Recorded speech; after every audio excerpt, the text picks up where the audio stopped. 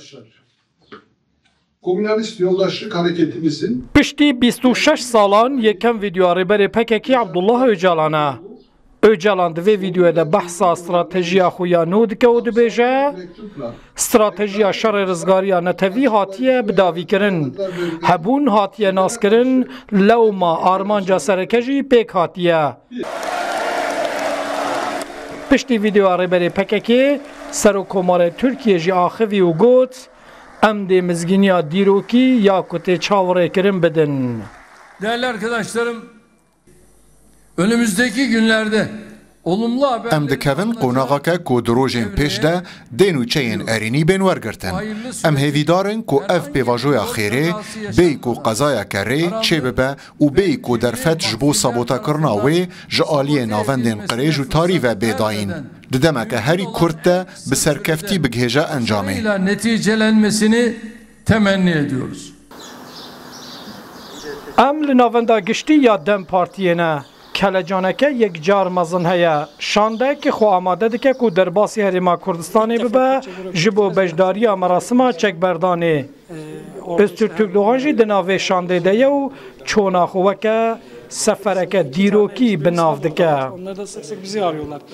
Benim kişisel tarihim açısından ev gav di dîroka min ya şexsî de jî gelekî giring e. Ji ber ku min bi salan têkoşîna aştiyê kiriye. Beriya niha gelek caran ez çûme Herêma Kurdistanê û gelek hevdîtinên min jî çêbûne. Vê carê em ê bibin şahidê gaveke dîrokî. Wê kelejana wê jî hebe. Em ê bi otobosan di deriyê İbrahim Xelîl re derbasî Hewlêrê bibin û roja înê jî em ê ji Hewlêrê derbasî Slêmaniyê bibin û em ê biçin cihê merasîmê. Godê çek bêne danîn yan bêne şewitandin yan jî bêne têkbirin. Em hê jî nizanin lê merasîm li ku derê wê bên kirin. Gideceğiz, orayı bilmiyoruz henüz. Piştî belavbûna videoya rêberê PKK Abdullah Öcalan pêşbîniyek hebû ku videoyeke din jî di merasima çekberdanê de bê belavkirin. Berdevka Dem Partiyê jî dibêje çi agahiyên me li ser vê mijarê nîne. Bizde böyle bir bilgi yok ikinci bir video olacağına dair. Takdir edersiniz ki biz 11 Temmuz'da... Di destê me de derbarê videoyeke din çi agahî nînin. Hûn jî dizanin me ragahandiye ku em dê roja yazdê mehê biçin Slêmaniyê. Em ê herin û li wir amade bin. Lê hûn dizanin xwediyê malê Herêma Kurdistanê ye.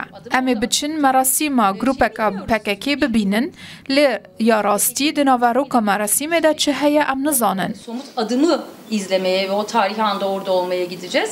Ancak orada içeriye dair bizim bir bilgimiz yok.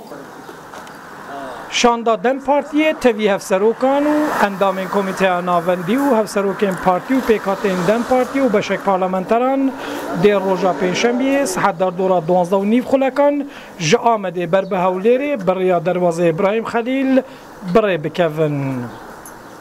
Li navenda giştî ya Dem Partiyê hem ji ber belavbûna videoyeke rêberê PKK Abdullah Öcalan hem jî ji ber amadekariyên bejdariya merasima çekberdana PKK kelecaneke yekcar zêde heye. Heman demê piştî belavbûna vê videoyê hem di nav siyasetê de hem di nav xelkî de jî baweriya bi çareseriyê jî zêdetir bûye. Şewket Erkî, Rûda, Ankara.